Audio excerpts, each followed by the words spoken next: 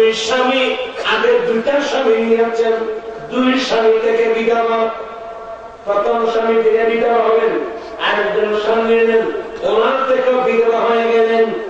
আর এবার ওনার বয়স কিন্তু 40 বছর, আর আমার নবীর বয়স 25 বছর। আমার নবী এমন সুন্দর, আমার নবীর সুন্দরের তুলনা কি বলবো বাবা। রাসূল পাক কোনদিন আরবের কোন মেয়ের দিকে দুই চোখ মুবারক উঠায় কোনদিন দেখেন নাই। প্রকাশ হয় নাই, কোরআন নাযিল হয় নাই, কোরআনের বিধিবিধান নাযিল হয় নাই, কিন্তু আমার নবী এমন চরিত্রবান ছিলেন, কোনদিন চোখ উঠায় কোন জন্মের দিকে দেখেন নাই। আমার নবী শ্বাস নয় নিচের দিকে চেয়ে চলতেন। সুবহানাল্লাহ। ব্যবহার বেশি সুন্দর, ব্যবহার কথা বলেন না, আমার নবীর ব্যবহার বেশি সুন্দর। মনে রাসূল পাক কথা বলার সময় মনে হতো রাসূল পাকের জীবন থেকে মুক্তা ঝরতেছে। আমার নবীর এমন আচরণ, আমার নবীর এমন আদর্শ কি বোঝাবো রে বাবা। একটু যদি নবীকে ফলো করতাম আজকের আমাদের এই দুরবস্থা কোনদিন হতো না, ঠিক কিনা?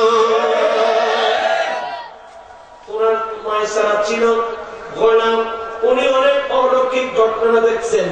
ব্যবসা করে যখন আসলেন, অনেক লাভ যখন হয়েছে, 1 পয়সা পর্যন্ত 525 নবী হিসাব করে দিয়ে দিলেন। আমার নবীর আমানতদারি দেখে খাদিজাতুল কুবরা মনে মনে চিন্তা করেন, আহা, এই চরিত্রবান মানুষকে যদি জীবনে একটিবারের জন্য যদি জীবন সঙ্গী হিসাবে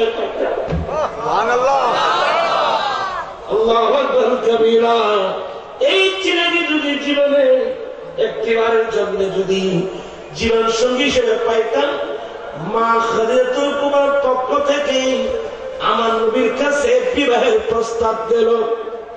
এখানে আর বিরাট পরীক্ষা। আমার নবীর বয়স 25 বছর, আর আমাদের আম্মা খাদিজাতুল কুবরা রাদিয়াল্লাহু তাআলার বয়স 40 বছর। বাংলাদেশের ইতিহাস নয়, পৃথিবীর ইতিহাসে 25 বছরের ছেলে আর 40 বছরের মেয়েকে বিবাহ করেছে আমার জানা মতে আমি কোনদিন শুনি নাই।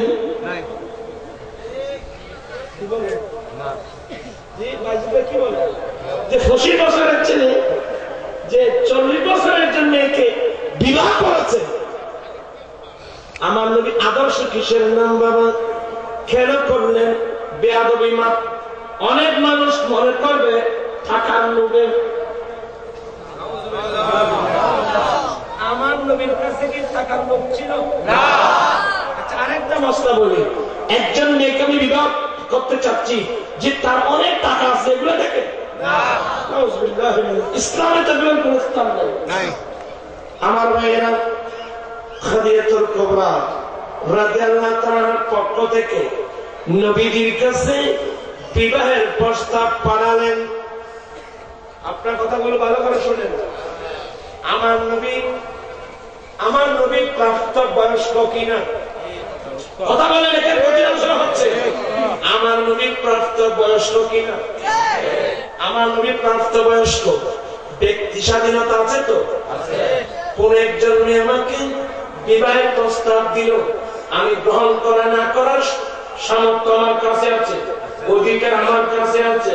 কিন্তু আমার নবীর আদর্শ, আমার নবী বলেন আমার চাচার কাছে জিজ্ঞাসা করি, কারণ আমার চাচা আমার অভিভাবক। আমাকে আমার চাচাকে আমার অভিভাবক বানিয়ে দিয়েছেন, আমার চাচার সাথে একটু পরামর্শ করতে হবে।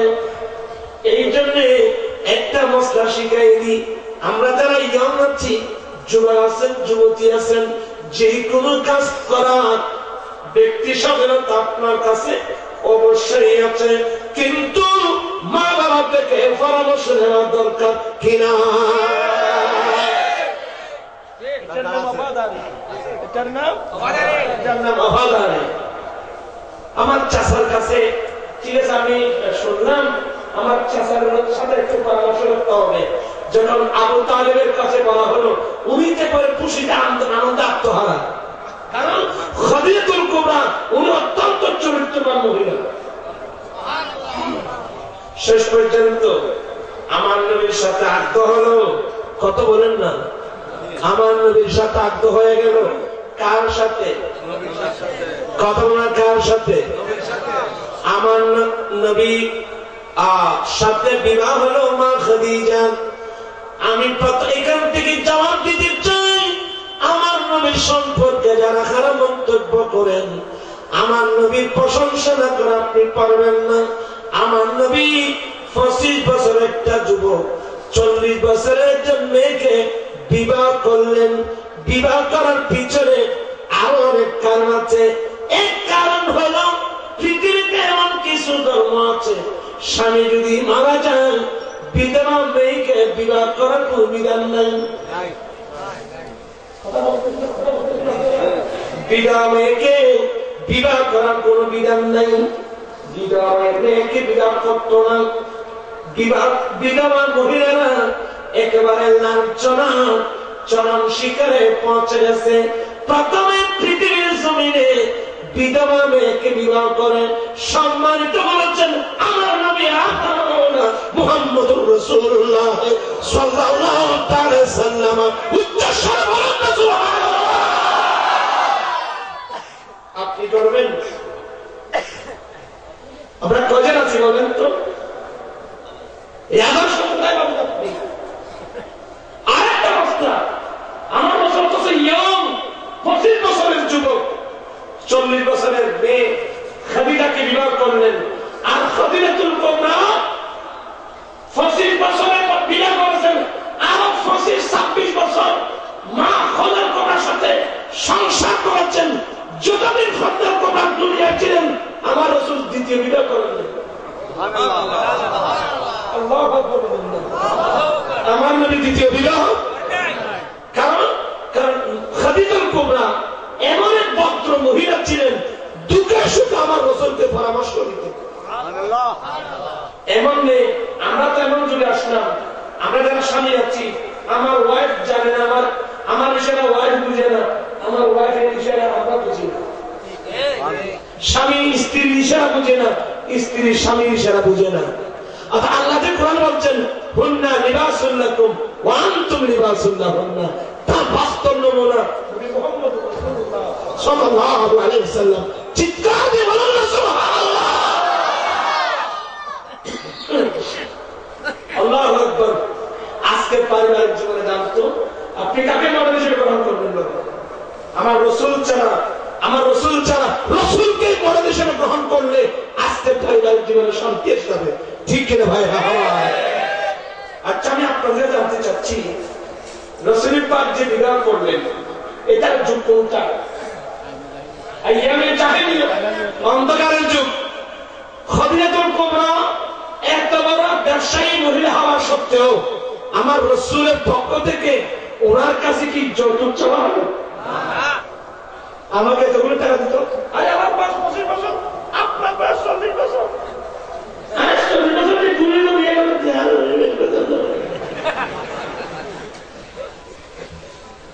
আপনার হাসতেছেন বলছে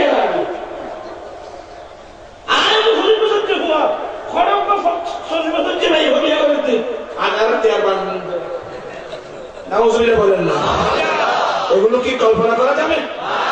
কল্পনাই করা যাবে না। রাসূল পাকের পক্ষ থেকে খদিজাতুল কুবরা রাদিয়াল্লাহু তাআলার কাছে এক পয়সা দাবি করা হলো না, অথচ ওই সময় ইসলামের বিধিবিধান আসেনি।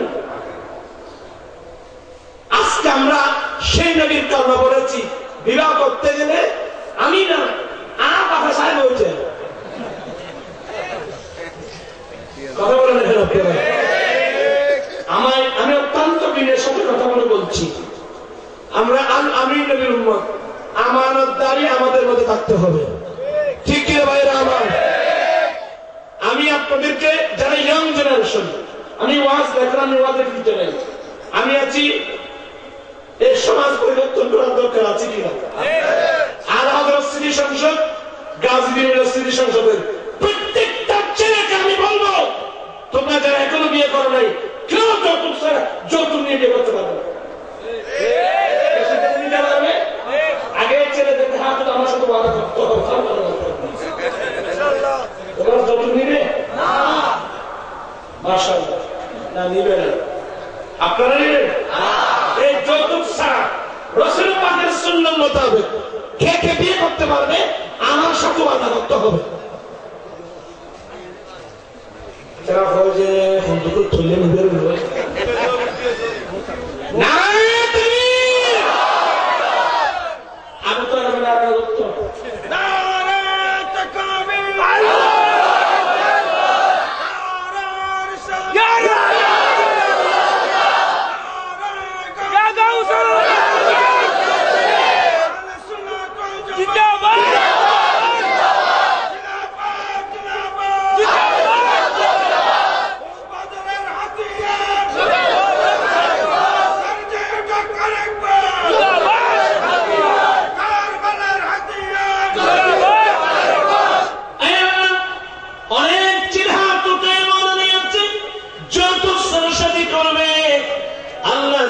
তাদের ওয়াদা কবুল করে নাও।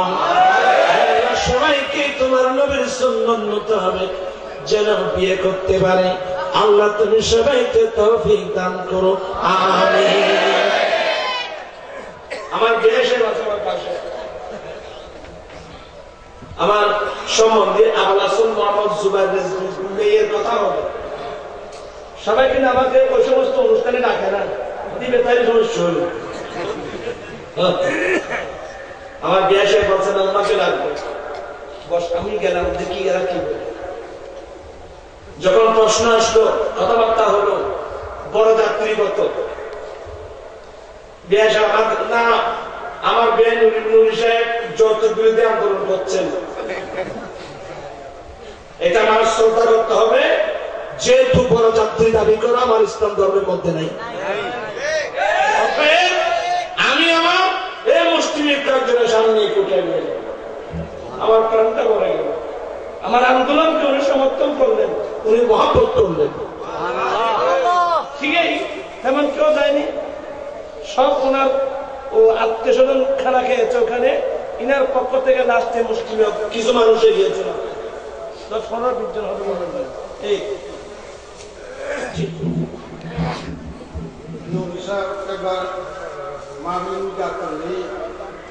যৌতুক বিরোধী আন্দোলন সমস্যা আন্দোলনে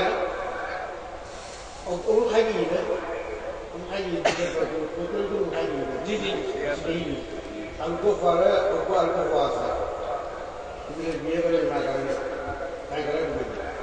হ্যাঁ যে মামলাটি রিসার্চ করার সঙ্গে বাধা দিলেন, মানে এই যৌতুক বিরোধী আন্দোলনের সমর্থন দিয়ে যৌতুক বলে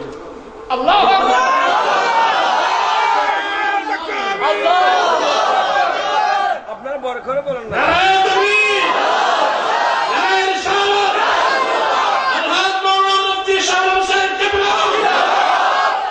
ইনশাআল্লাহ সবাই আমার এই কথার মধ্যে একমত হবেন যে আমরা যৌতুক নেব না, আমরা যৌতুক নেব না, যৌতুক মুক্ত সমাজ চাই, যৌতুক বন্ধ করে করতে হবে। আমরা গরিবের চোখের পানি দেখতে চাই না, গরিবের চোখের পানি দেখতে চাই না, যৌতুক বন্ধ করতে হবে। আমি এই ওয়াজটা করার জন্য আসলাম, আমি এমনি আসলাম, এরা দিয়েছে আমাকে অনেক করেছি সেই ওয়াজগুলো। আমার কথা হলো আমাদের পরিবর্তন নবীর প্রেমে দিতে রাজি, নবীর প্রেমে দিতে রাজি, জীবনের সকল আমি নবীজি পাগল, আমি মদিনার পাগল, আমি নবীজি পাগল, আমি মদিনার পাগল। ও মদিনা তোমায় ভুলতে পারি না, ও মদিনা তোমায় ভুলতে পারি না, কি করে বলবো তোমায়, বলো না বলো না।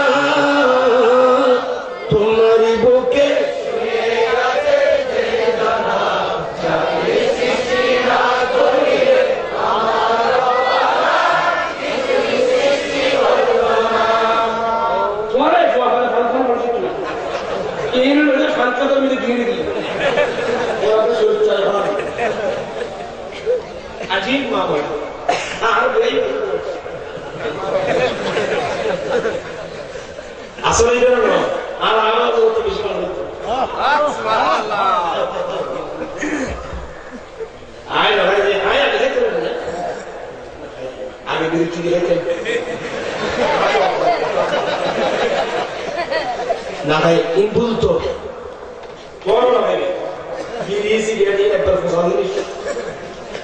যাই হোক আপনারা জানেন আজকে হাজার হাজার নয় লক্ষ লক্ষ গরিব করে মেয়েরা উপযুক্ত এই যৌতুকের কারণে মেয়েদের বিবাহ হচ্ছে না। আসলে আমি এই কাজে কেন নামলাম অথচ আমার আঞ্চল তরিকতার সংগঠন বাংলাদেশে কোন নজির আছে? আমরা যারা তরিকতপন্থী মানুষ আছে সামাজিক আন্দোলনে আমরা আছি কজন আছে? আমি যখন জুমাতে যাই একটু অত্যন্ত মহব্বত করে আমি কথাগুলো বলছি, মানুষ তো আমাকে মহব্বত করে দেখি যে বাবার প্রশ্ন অনেক বুড়ো মানুষ কাগজ একটা নিয়ে দূরে দাঁড়িয়ে থাকে। সালাম আলাইকুম, আমার একটা অভ্যাস সালাম দেবা, আসসালামু আলাইকুম, ওয়ালাইকুম আসসালাম, ছাসা। কারণ আমার রাসূলের নির্দেশ মুরব্বি দেখলে ছাসা বলে রাখা। এই মশলা মনে থাকবে আপনার ছাসা যেগুলো আছে সেগুলো না। একজন বুড়া মানুষ অপরিচিত হলেও আমার কোন বংশীয় কিছু সম্পর্ক নেই, এই ধরনের যে কোনো মুরব্বি দেখবেন কি ডাকবেন? কথা বলেন কেন? চাচা, চাচা এদিকে আসেন। কি চাচা? ওই সময় দেখি দুই চোখ থেকে টপ টপ টপ পানি পড়তেছে। চাচা কি এদিকে আসেন, কি ব্যাপার? বাবা আমার দুটো মেয়ে উপযুক্ত, আমার দুটো মেয়ে উপযুক্ত, সবাই টাকা চায়, আমি উত্তরে দিয়ে দেবো। আমি গরিব মানুষ, আপনি মুসল্লিরা আপনাকে ভালোবাসে, আপনি একটু বললে আমাকে হেল্প করবে। আমার দেখি পাশে আমার খালার মতো মায়ের মতো মা বোন, মা খালা এই জাতীয় আর কি বোরকা পরে কাগজ টানিয়ে দাঁড়িয়ে থাকে। কি খালা? আসসালামু আলাইকুম। ওয়ালাইকুম হুজুর, আমার একজন মেয়ে উপযুক্ত, ডাক্তার আসছে, আমি বিয়ে দিতে পারছি না। আচ্ছা জান, আমি বলবো। আর আপনারা জানেন আমি তো সারা রাত ঘুমাতে পারবো না, আমি কোথাও খাই না, সেখানে খেয়েছি মাত্র। আমি কোথাও খানা খাই না, আমি বাসায় গিয়ে কিছু নামাজ দোয়া থাকলে পড়ি, কিছু খাই, বা ফজর আজান নামাজ পড়ে একটু ঘুমাই, কিংবা ফজর নামাজ একটু খেয়ে একটু ঘুমাই। যখন আমি ঘুমাতে যাই ওই চিত্রটা আমার সামনে বেশি হচ্ছে। আমি আমাকে প্রশ্ন করি, এই যে মুরব্বীটা আসলো জুমাতে, আগামীকালের জুমা, ইনি যদি আমার জন্মদাতা বাবা হতো, ইনি যদি আমার চাচা হতো, আর ওই মেয়েটা যদি আমার খালা হতো, আমার মা হতো। হ্যাঁ, এই ধরনের আমার কাছে তো মুসলিমের কয়েকজন আসতেছে, এই ধরনের কত হাজার হাজার লক্ষ লক্ষ বাবা বয়স্ক মুরব্বী নিজের মেয়েকে বিবাহ দেওয়ার জন্য মানুষের দ্বারা দ্বারা কাগজ নিয়ে করতেছে না। তখন আমি সিদ্ধান্ত নিলাম, আমাকে আলা হযরতের দরবার থেকে খেলাফত দেওয়া হলো, আমাকে আলা হযরতের পীর মুর্শিদের দরবার মারহারা শরীফ থেকে খেলাফত দেওয়া হলো, মদিনা শরীফ হুজুর খেলাফত দিয়েছেন। যাই হোক না ওদের ব্যক্তিগত, আলহামদুলিল্লাহ আমি আঞ্জুমান তো করব, আমি তরিকতের সংগঠন করে আমি প্রথমে সামাজিক আন্দোলনে যাব। আমার প্রথম আন্দোলন হবে যৌতুক বিরোধী। আজকে 3 বছরের আন্দোলনের ফসল হাজার হাজার ছেলে যৌতুক ছাড়া বিয়ে করতেছে। আপনারা জানেন হাজার হাজার ছেলে যৌতুক ছাড়া বিয়ে করে সফল নিয়েছে। আমি আসলাম সবাইকে, আপনাদের সহযোগিতা চাই। আপনাকে আমাকে একটু সহযোগিতা করতে পারবেন? যে আপনারা বলবেন আমি যৌতুক নেব না, আমি যৌতুক দেব না, মোটামুটি এই যৌতুকটা আমরা দমন করতে চাই। সরকার কাছে বারবার বলছি, যৌতুক বিরোধী আইনের প্রয়োগ চাই, যৌতুক মুক্ত সমাজ চাই, যৌতুক বন্ধ করতে হবে। আর রাজনৈতিক ভাবে আমি জানি আগে ছিল 4 দলীয় জোট, এখন হলো মহাজোট। যেই জোটেই যাবেন নারীরাই দেশ চালাচ্ছে। আমার প্রশ্ন হলো, নারী শাসিত দেশে নারী জাতির উপর যৌতুক প্রথা থাকতে পারে কিভাবে? আরো কিছু চিত্র পত্রিকা খুলে দেখা যায়, পাষাণ্ড স্বামী যৌতুকের জন্য নিজের ওয়াইফকে বিবেকের গরু করে দিচ্ছে। আরে কয়েকটা প্রেমার কাজে আমার কাছে আছে, বাবা গরিব, মেয়েকে কলেজে পড়াচ্ছে, বড় আশা, আমি গরিব মানুষ, একটু কষ্ট করে যদি মেয়েকে কলেজে পড়াই, আমার মেয়েটা ভালো লেখাপড়া করে ভালো একজন পাত্র পাওয়া যাবে। বিরাট একটা স্বপ্ন। মেয়েটা সত্যি সুন্দরী, কত রূপসী মেয়ে। কিন্তু দেখা গেল 3 জন পাত্র আসলো, 3 জনেই যৌতুক দাবি করলো।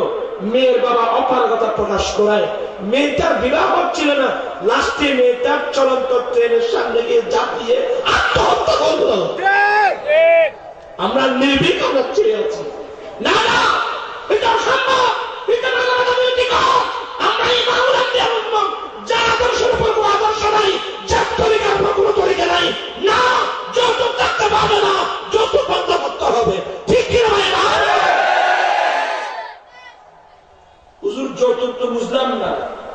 যৌতুক বলা হয় বিয়ের পূর্বে, বিয়ের সময় কিংবা বিয়ের পরে বরপক্ষ কন্যার পক্ষ থেকে যেগুলো দাবি করা হয়, আমাকে 100 বরযাত্রী দিতে হবে, আমাকে হাত কলম দিতে হবে, আমাকে এতগুলো টাকা দিতে হবে, আমাকে স্কুটার দিতে হবে, আমাকে চাকরি দিতে হবে, আমাকে জায়গা দিতে হবে, আমাকে এনওসি দিতে হবে। আরে বিয়ের পরে আরো কত, ওই কোরবান আসলে নাকি ছাগল দিতে হয়, গরু দিতে হয়, মহরম আসলে নাকি মুরগি দিতে হয়। এগুলা কি আপনারা? এগুলা কি? এগুলা কি? এগুলা সম্পূর্ণ বিদআতে সাইয়্যা, হারাম হারাম হারাম। এগুলো সম্পূর্ণ বিদআতে সাইয়্যা, এগুলোকে বন্ধ করতে হবে। ঠিক কি ভাই? আয় শুনুন, হুজুর ফেরে দেখতেছি জি মাকে যাসিও না কোরবানি বেয়ার বাড়ি সব বলে আল্লাহ বলবো না নবীর কাম নাই। এর একটু এক এক কথা হলো কত ফোন দিবে, ঠিক আছে এ জাতিরই মাথা খুলে দিত। আমি মাহবুবের কাছে অত্যন্ত বিনয়ের সাথে অনুরোধ জানাবো, কেন আপনারা কথাগুলো বলবেন? আগে ইসলাম সম্পর্কে আমাদেরকে জানতে হবে। আল্লাহ নবী একজন না, দুজন না, আমাদের আম্মা খাদিজাতুল কুবরা রাদিয়াল্লাহু তাআলা আনহা কে বিয়ে করলেন। ওনার ইন্তেকালের পরে আরো 9 জন, 11 জন, মতান্তরে 13 জন বিবাহ করেছেন। আমার নবী নিজেই সংসার করে কিয়ামত পর্যন্ত আদেওয়ালা উম্মতদেরকে দাম্পত্য জীবনের প্র্যাকটিক্যাল শিক্ষা দিয়েছেন। ঠিক কিনা? আল্লাহু আকবার। আপনারা এমন সাবধান দেখবেন। উম্মুল মুমিনিন মায়েশা কি বলছেন জানেন? মা কানা রাসূলুল্লাহ সাল্লাল্লাহু আলাইহি ওয়াসাল্লাম ফাহিশা ওয়ালা মুতাফাহশা। আমার নবীর জীবনে কোনদিন একটা ফাহিশা কথা বলতে পারেন। আমার নবী অনেক স্বামী স্ত্রীর সাথে ফুসকারাম করে, অশ্লীল কথা বলে। ঠিক কিনা? অনেক স্বামী নিজের স্ত্রীর সাথে অনেক খারাপ কথা বলে না। উম্মুল মুমিনিন মায়েশা বর্ণনা দিচ্ছেন যে প্রিয় নবীর আদর্শ, রাসূলের পাকের জীবনে কোনদিন রাসূলের পাক স্বাভাবিক বা অস্বাভাবিক কোন অবস্থাতে একটা ফায়দা শব্দ রাসূলের পাক ব্যবহার করেননি। সুবহানাল্লাহ। আমরাও সে ব্যবহার করতে পারি কি পারি না? শুধু তাই না, আবার আমার মুখে বলতে পারবেন যারা ক্লিয়ার করে ফেলেনি, মা দারামা কথা বলেন না, মা দারামা রাসূলুল্লাহ সাল্লাল্লাহু আলাইহি ওয়াসাল্লাম বিয়াদিহি শাইয়ান কাত্তুন ইল্লা আন ইউজাহিদা ফি সাবিলিল্লাহ ওয়ালা ইমরা ওয়ালা খাদেমা। এবার ভালো করে শুনুন, উম্মুল মুমিনিন মা আয়েশা বর্ণনা দিচ্ছেন আমার নবীর আদর্শ কি জানো? আল্লাহর নবী জিহাদের ময়দান ব্যতীত, যুদ্ধের মাঠ ব্যতীত নবীর হাতে কাউকে কোনোদিন একটা থাপ্পড় দেন নাই। আমরা সবসময় হাত নাড়াচাড়া করি, কথা বলেন না রে কেমন? উম্মুল মুমিনিন মা আয়েশা বলেন আমার রাসূল জিহাদের ময়দান ব্যতীত, জিহাদের মাঠ ব্যতীত নবীর হাতে কাউকে কোনোদিন থাপ্পড় দেন নাই। ওয়ালা ইমরান, আমার নবীর জীবনে কোনোদিন নিজের ওয়াইফকে একটা থাপ্পড় দেন নাই। নবীর ওয়াইফকে কোনোদিন একটা থাপ্পড় দেন নাই। শুধু ওয়াইফ নন, ওয়ালা খাদেমা, নবীর দরবারে খিদমত করত খাদেম, এমন ছেলেদেরকেও, এমন খাদেমকেও আমার নবী কোনোদিন একটা থাপ্পড় দেন না। শুধু না না না না, আমার নবী যে উটের পিঠে, যে ঘোড়ার পিঠে চলে, নবীর বাহন ছিল। রাসূল পাকের জিন্দেগিতে কোনোদিন নিজের হাতে নিজের বাহন ও ঘোড়ার পিঠে পর্যন্ত একটা থাপ্পড় কোনোদিন দেন না। বর্তমান প্রেক্ষাপট অনেকগুলো দেখবেন স্বামী নিজের ওয়াইফকে মারতেছে। জামাই বউর মারতে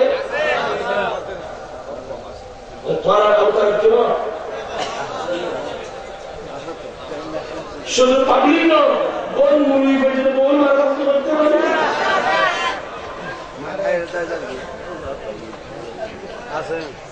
পাবলিকের কথা কি বলবে?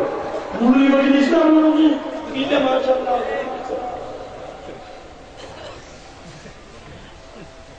আর হাতিয়ে নেড়ে ধরা খেলে উঠতে। আল্লাহ উম্মুল মুমিনিন বলেন আমার নবীর জীবনে কোনদিন নিজের ওয়াইফকে কোন ওয়াইফকে থাপ্পড় পর্যন্ত দেন নাই। তো নবী রাসূল পাকের রাগ উঠে এমন কাজ কি নবীর স্ত্রীরা করেন নাই?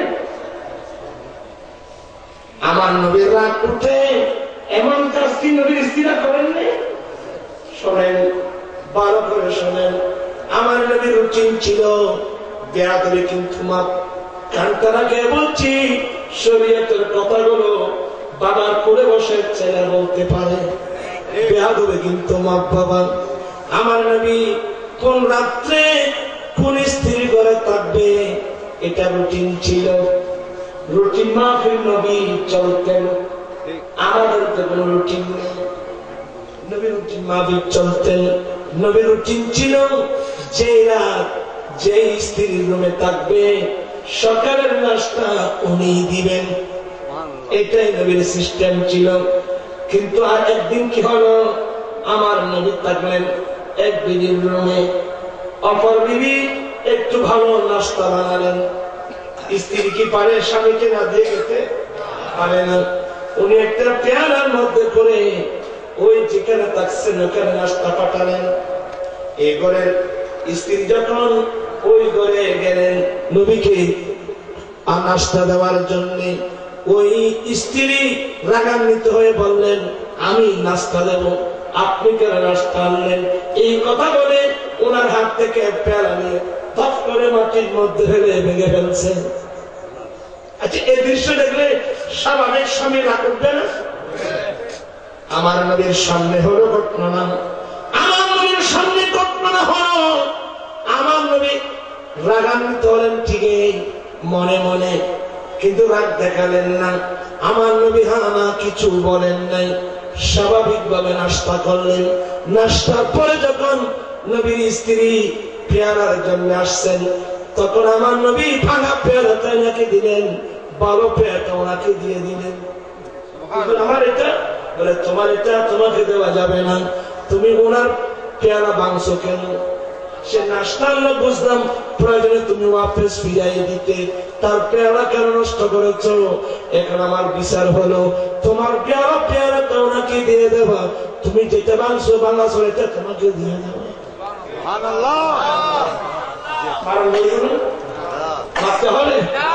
আমার নবীর বিচার এত সুন্দর বিচার, আমার ভাইয়েরা, এগুলা বলতে গেলে কান্না আসবে। আমরা সেই নবীর উম্মত, আজকে সমাজটাকে কোথায় রে বাবা? আল্লাহ নবী কোনদিন নিজের নিজের ওয়াইফকে থাপ্পড় মারেন নাই। বর্তমান সময় দেখা যায় অনেক পাষাণ স্বামী নিজের ওয়াইফ কেমন মারা মারে, শুধু মারা জানো মাইকুলে গালি মারতে গিয়ে গালি দেয়। কেন কেন গালি? অনেক গাইল আছে যে বোতলা করে দিবে আইন সমাজে খাওয়ান ঠিক হচ্ছে তোর মা বউ মাকে তুলো হয়েছে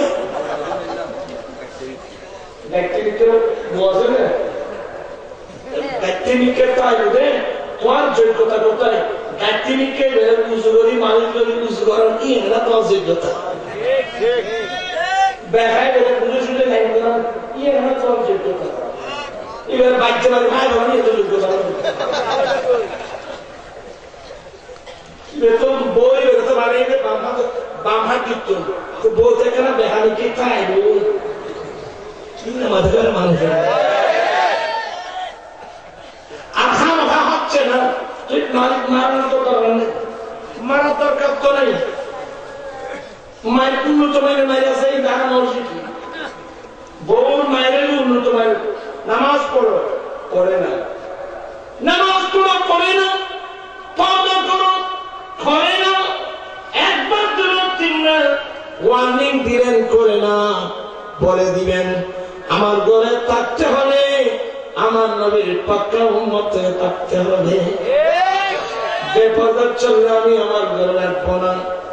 আমি ওয়ার্নিং দিলাম বিয়াদবি কিন্তু মাপ। এটাকে তেলাকে আর তেলাকে তেলাক তিন প্রকার, তেলাক তিন প্রকার না, তেলাকে সুন্না, তেলাকে বেদা, আরটা তেলাকে আহসান। এটা উত্তম পদ্ধতি। তেলাক উত্তম পদ্ধতিতে তেলাক কিভাবে দেবে? স্ত্রী পবিত্র অবস্থায় আছে, পবিত্র অবস্থায় আছে, তোমাকে এক তেলাক দিলাম, তোমাকে তেলাক দিলাম। তুমি যখন নামাজ পড়তেছো না, তুমি যখন পর্দা করতেছো না, তোমাকে এক তেলাক দিলাম। এক তেলাক দিয়ে পৃথক করে রেখে দেবেন। বিয়াদবি মাপ। স্ত্রীর পাশে যাবেন না। তোহর গেল, মাসিক আসলো, দ্বিতীয় নম্বর পবিত্র অবস্থা যখন আসলো, এই সময়ের মধ্যে দেখছেন উনি ঠিক হয়েছে কিনা, দেখতেছেন যে হয় নাই, বলে আমি তো দেখলাম না তুমি ঠিক হও নাই, তোমাকে আরেক তেলাক দিলাম। কটা হলো? দুইটা গেল। যে মেয়ে ওর স্বামী ঘরে থাকার ইচ্ছা আছে, ইভেন নাকশু জন্মের না, ও বুক আর তো হতে হবে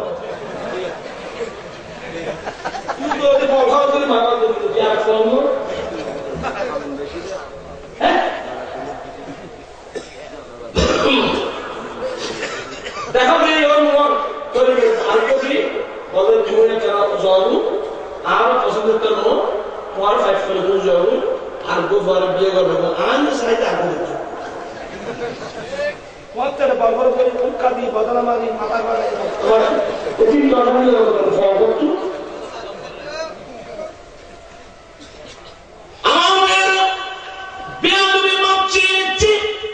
কোনদিন স্ত্রীকে মারবেন না। ও আমার ভাইরা, আমার নবী আরফাতের মাঠে দাঁড়িয়ে কি বলছিলেন? হে আমার উম্মত, পুরুষ উম্মত, তোমাদের উপর তোমাদের স্ত্রী কতগুলো অধিকার আছে। তার মধ্যে এক নম্বর অধিকার, আল্লাহু আকবার কবীরা, আমার নবী বলেন এক নম্বর অধিকার, আগাস্তুমুহুন্না বিআমানিল্লাহ। তোমার স্ত্রী এটা তোমার দাসী নন, এটা তোমার বাঁধি নন, এটা আল্লাহর দেওয়া একটা আমানত। আল্লাহু আকবার। তোমার স্ত্রী আল্লাহর দেওয়া একটা আমানত। ওয়াস্তালামতুম ফুরুজাহুন্না বিকালিমাতিল্লাহ। বিয়াদবির মাপ, তার লজ্জাস্থান ব্যবহার করা তোমার জন্য হালাল করা হয়েছে।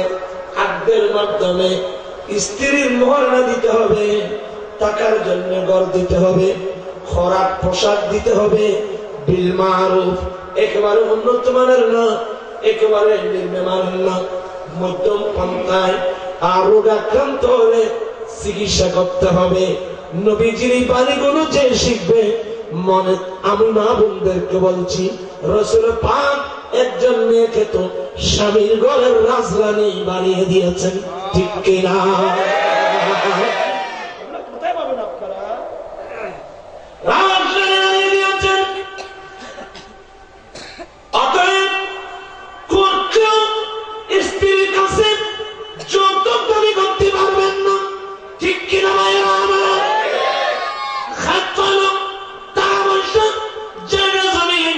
দাবি করতে পারবেন না। আপনি যদি পুরুষ হন, আপনার মধ্যে যদি গায়রিয়ত থাকে, ওনার শাশুর পক্ষ থেকে দিলেও আপনি কিন্তু গ্রহণ করবেন না।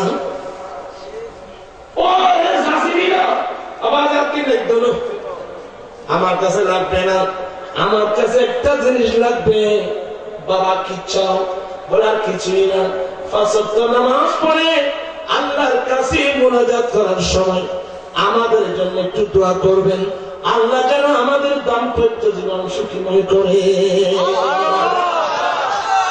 দোয়া করলে কত টাকা আসবে আর যাবে, আর খামখা যদি শাশুড়ি থেকে নিতে হয় আপনি খরচ হিসেবে নেবেন। ঠিক আছে, আপনি আমাকে 1 লাখ টাকা দেন খরচে হাসানা, হ্যাঁ খরচ হিসেবে নিতে পারবেন। 1 বছরের জন্য, 2 বছরের জন্য আমাকে 1 লক্ষ টাকা খরচ দান করেন, আমি 1 বছর 2 বছর পরে আমি আপনার খরচগুলো পরিশোধ করে দেব। আর ওয়াজিনি আর মুরিদ 2000 দেখা দিচ্ছে হতর 30,000 চালি এই আকাশে মুরিদ ওয়াজি মুরিদ এটা আস্তে আস্তে পেঁয়াজ মাগরি 30,000 টাকা নেরো মুরিদ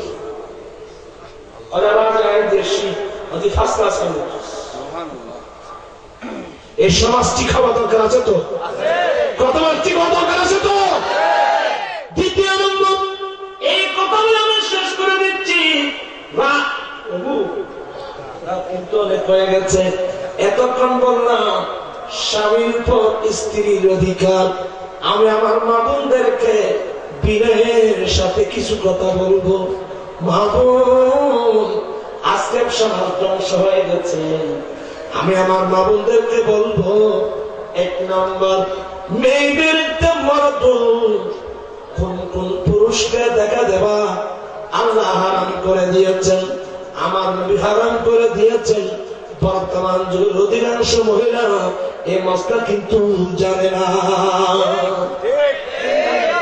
কোন কোন পুরুষকে দেখা দেওয়া হারাম, অথচ এগুলো শিক্ষা গ্রহণ করা ফরজে আইন ছিল। আমি আমার মামুনদের খেদমতে 2 হাত ধরে জোর করে বলবো, আপনারা ইংরেজি শিক্ষিত, বাংলা শিক্ষিতা, কোরআন হাদিস পড়েন নাই, আজ থেকে বা আগামীকাল থেকে একটা কিতাব কিনবেন, ওই কিতাবের নাম বাহারে শরিয়াত। কি নাম বললাম? বাহারে শরিয়াত। এই 500 খন্ড 7 খন্ড বাংলা অনুবাদ হয়েছে। যেটা আপনি কলেজের ছাত্রী, আপনি কলেজের ছাত্র, প্রত্যেকের জন্য বলছি, এই কিতাবটা কিনে নিবেন। ওখানে কোন কোন মেয়েকে দেখতে পারবে, কোন মেয়ে কোন পুরুষকে দেখা দিতে পারবে, কোন কোন পুরুষকে দেখা দিতে পারবে না, যাবতীয় বিধিবিধান গুলো ওই কিতাবের মধ্যে লেখা আছে। এই বইগুলো নিজে পড়বেন, বন্ধু বান্ধবের বিবাহের মধ্যে উপহার দেবেন। আমার কথাগুলো আপনারা মানবেন? অত্যন্ত বিনয়ের সাথে বলছি, মা বোনদেরকে বিনয়ের সাথে জানাবো। আল্লাহ নবী সেদিন আরাফাতের মধ্যে দাঁড়িয়ে কি বলছিলেন, এই দুনিয়ার মহিলা শোনো শোনো, তোমাদের উপর তোমাদের স্বামী কতগুলো অধিকার আছে। আমি কয়েকটা হাদিস পাইলাম। আল্লাহু আকবার। কয়েকজন নবীর সাহাবী মহিলা নবীর কাছে আসলেন, ইয়া রাসূলুল্লাহ, আমি আসলাম, নবী গো, আমি কোন স্বামী গ্রহণ করি নাই, আমার কাছে বিয়ের প্রস্তাব আসছে, কিন্তু নবী স্বামীর অধিকার সম্পর্কে আমি তো জানি না। ইয়া রাসূলুল্লাহ, আমি এখনো বিয়ে করিনি, আমার কাছে বিয়ের প্রস্তাব আসছে, কিন্তু হুজুর আমি গ্রহণ করি নাই, উত্তর দিই নাই। কারণ আমি তো স্বামীর হক সম্পর্কে জানি না, আগে আপনি আমাকে স্বামীর হক সম্পর্কে মাসলা বর্ণনা করুন, আমি শুনব। শোনার পরে যদি স্বামীর অধিকার আদায় করতে পারি তাহলে আমি স্বামী নেব। যদি আমি দেখি যে আমি এই স্বামীর অধিকার আদায় করতে পারবো না, ইয়া রাসূলুল্লাহ